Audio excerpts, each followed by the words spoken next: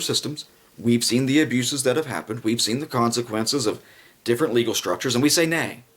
In this country, which we've just fought a war to be able to declare for ourselves, we're going to say, government, you simply don't have the power to do with as you please these number of things. So whether that is the constitutional right to freely associate yourself with a religion or the constitutional right to own a firearm is neither here nor there. If you can do it for the exercise of one right, then you can, by all legal principles, do it with every constitutional right. So you have no legal grounds upon which to say, we can't have that list of the Jews, or the Catholics must pick the favorite group you hate the most. The only thing that you're going to be doing there to arbitrate the one versus the other is to say, I like this, I don't like that. Fine, you may or may not like it. I don't give a fuck what you like. Your particular wants and desires do not rights create. They do not change the law that exists, that no legislature is free to ignore.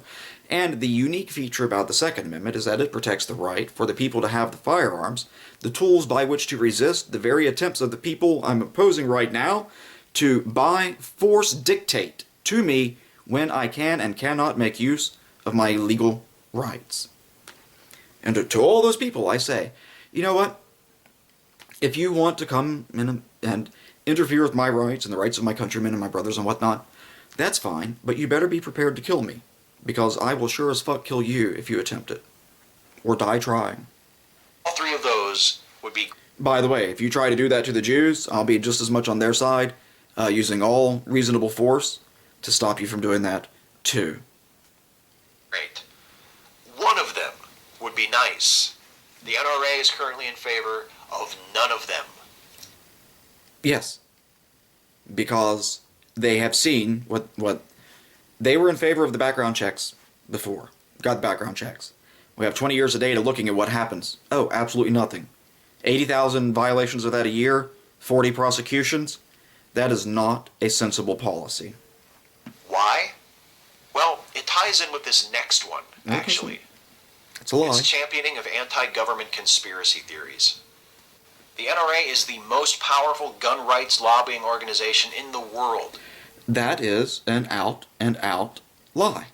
The most powerful gun lobbying organization in the world is actually the United States government. And it owes its success to a single tactic, scaring the shit out of gun owners, which it accomplishes by constantly threatening that the government is about to swarm in and start confiscating guns. There's no evidence of this. Really? So you mean to say that Mr. Pierre, LaPierre, whatever his name is, the guy you don't like, and I don't either, didn't actually have a debate in public in the United Nations with a protagonist of an outright ban for firearms in a treaty to which the United States was a potential signatory? That didn't happen. Central to her mission is a new, gargantuan global bureaucracy endowed with sweeping controls that Ms. Peters, through the United Nations, intends to impose upon the world, on everyone, on every gun, without exception. I'm here to oppose this baseless initiative on behalf of the freest people in the history of mankind, the people of the United States. I realize that Ms. Peters and her powerful groups at the United Nations have a different point of view. What I don't understand is by what authority do they impose their views on the citizens of the United States?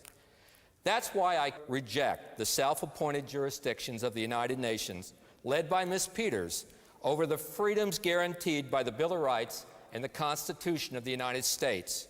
As an organization, the NRA is vastly outnumbered and outfunded by Ms. Peters and the UN.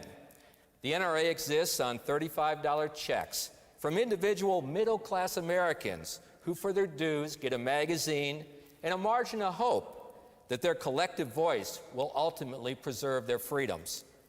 But IANSA is not a small project struggling in the shadows of a shoestring. Ms. Peters' group is a global collection of 500 member organizations from 100 different nations, fueled by funding from a maze of countries, grants, foundations, and big benefactors. Their stated goal is to endow themselves with a global control of all firearms, long guns, handguns, civilian or military, legal or illegal, everywhere, for everyone, be it between countries or cousins. You recently wrote, "Moderate gun control offers enormous dividends in public safety." Could you please tell us exactly what you mean by moderate gun control? We're not talking about banning all guns. We know that guns are not going to be banned outright. What can I tell you? There have not been mass confiscation programs. But also, countries change, laws change, products are banned. You know, in Australia there was a ban on certain types of home heaters because they were considered dangerous. And those products were recalled and people had to give them up. Why are firearms so different from any other product? One country's gun laws can be undermined by the next country. For example, we see this actually in the USA. Both Mexico and Canada report that the majority of guns used in crime across the border have come from the USA. Governments, international organizations, and a growing movement of civil society organizations are saying, stop, put the brakes on. The arms trade is out of control. So around the world, countries are tightening their gun laws, internally on the manufacture and sale and possession of guns, and also reviewing their international policies on exports and brokering of guns. In the past 10 years, the gun laws have been reformed in a number of countries, including Australia, Canada, Germany, the UK, in Lebanon, in Turkey, in South Africa, in Guatemala and Brazil, just to name a few. There's a constant battle for gun control going on in the US, of course, where the gun laws are different in all 50 states. But in general, the movement is toward tighter regulation of guns. Rebecca, do you believe that US citizens should be forced to obey a United Nations gun ban treaty? Well, first of all, there's no such thing as a United Nations treaty. A treaty is not made by the United Nations, but by a group of governments. The UN small arms process consists of governments who've come together what is to be done about this global problem. The UN does not exist separate from governments. And second, the topic of discussion isn't about a gun ban. Products are banned. You know, in Australia there was a ban on certain types of home heaters because they were considered dangerous. And those products were recalled and people had to give them up. Why are firearms so different from any other product? The topic of discussion isn't about a gun ban. We're talking about taking some moderate measures to reduce the illicit traffic in guns. And I was pleased to hear that Mr. Lapierre agrees that bad guys should be disarmed. Traffickers are among the very worst guys there are. International treaties are the usual way to deal with weapons. We have treaties on nuclear, on chemical, on biological weapons. And that's because countries have recognized the destructive potential of those weapons and they want to hold governments and manufacturers accountable. Guns are the only weapons left outside of international treaties, and these are the weapons killing hundreds of thousands of people. So yes, the US should acknowledge that it is part of the world. It's not exempt from the world's problems. In fact, it contributes disproportionately to many of the world's problems, and it should cooperate with other UN member states to solve those problems. Thanks, Rebecca. Wayne, that sounds perfectly natural. What's your response? Well, my response is the Constitution of the United States. Our Supreme Court has ruled that no treaty supersedes the authority of the United States Constitution. In 1957, in Reed versus Covert, the Supreme Court said no agreement with a foreign nation can confer power on the Congress or on any branch of government which is free of the restraints of the Constitution. Where Ms. Peters is headed with this is a UN conference in 2006 to try to write a treaty basically banning civilian ownership of firearms. She doesn't like our Bill of Rights. She doesn't like our Second Amendment any more than she likes our First Amendment, where she has said, and I quote, back... I imagined that shit, did I? You're saying that this link doesn't exist? Go fuck yourself, you retard. And in fact, even gun buybacks are relatively... Actually, that's a misnomer. You can't buy back something you didn't own in the first place. Just FYI. By the way, you gonna do background checks for every one of those transactions? I didn't think so! Oh, look, we've already got exceptions to your law now. What now, bitch? rare in the U.S., and those that do take place are usually conducted by local authorities and are often privately funded. None of this has stopped NRA President Jim Porter or Executive Vice President Wayne LaPierre from repeatedly warning their members that proposed expansions of background checks, for instance, represent the first phase of a government scheme to come and take your guns. By the way, you don't actually have to go to the United Nations and look at treaties that are being drawn up to which the United States is a potential signatory. You can just go listen to oral arguments being made by government attorneys in the courts, where they say, they'll be asked, what is reasonable about banning all of these guns? Oh, it's not a ban. It's only a ban on the type of gun that most people have. That's not a ban. So it's okay to ban, say, I don't know, Bibles, but not the Quran? Well, no, that's completely different. Why? Why is that different? That's the religion that most people choose to follow in the United States. It's the most common book they have. If you can ban the most common thing that's owned by Americans because you don't like it, why can't you ban the Bible? Well, that's a constitutional right. Yeah, so is the Second Amendment. Again, how are you arbitrating this? Well, I don't like one because one is scary and gets people hurt. Yeah, firearms do get people hurt. So too does religion. So too does free speech.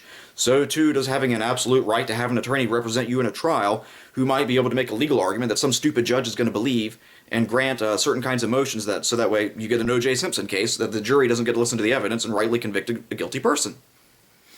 I don't know anyone who would propose that letting a very obvious murderer back on the street isn't getting people hurt, particularly when it then goes on to commit armed robbery. The fact that these rights lead to some negative outcomes that just can't be prevented is not a reason to do away with the rights. Or to the extent that it is, it's a reason to do away with all rights. Freedom comes with certain prices that will be paid. The freedom for the motoring public to have the convenience of going from point A to Starbucks at their whim gets people killed. That kills small children every year, and the number of children killed by cars dramatically outweighs the number of children killed by firearms. No one is saying that we need to redouble our efforts to decrease the rate of cars on the road, or all these kinds of things. Now, what I'm saying here, I'm not saying that a right and a privilege go hand in hand. What you can do for a privilege, you simply can't do to a right. What I'm saying is, notwithstanding the fact that the right to operate a motor vehicle is not an actual right, it's not a constitutional right, it's a privilege, it's a creature of the legislature which they can rescind on a lark. And yet no one is talking about this draconian kind of legislation to interfere with something that is just a privilege. Nevertheless, they think this is a perfectly legitimate schema to apply to a constitutional right, but only one of them. But in those states, they've adopted a reasonableness standard that has allowed them to sustain sensible regulation of dangerous weapons. And what is reasonable about a total ban on possession? What is reasonable about a total ban on possession is that it's a ban only on the possession of one kind of weapon, of handguns. It's been considered especially dangerous. So if you have a law that prohibits the possession of books, it's all right if you allow the possession of newspapers? No, it's not, and the difference is quite clear. There's no limit to the public discourse. If there is an individual right to guns for personal use, it's to carry out a purpose like protecting the home. You could not, for example, say that no one may have more than 50 books. But a law that said no one may possess more than 50 guns would in fact be, I think, quite reasonable. The regulation at issue here is not one that goes to the number of guns. It goes to the specific type. And I understood your argument to be in your brief that because rifles and shotguns are not banned to the same extent as handguns, it's all right to ban handguns. That is correct, because there is no showing in this case that rifles and handguns are not fully satisfactory to carry out the purposes, and what the court below protected. Let me be specific. Suppose Chicago says, look, by banning handguns not in the hills, not hunting, nothing like that, nothing outside the city, in the city, we save several hundred human lives every year.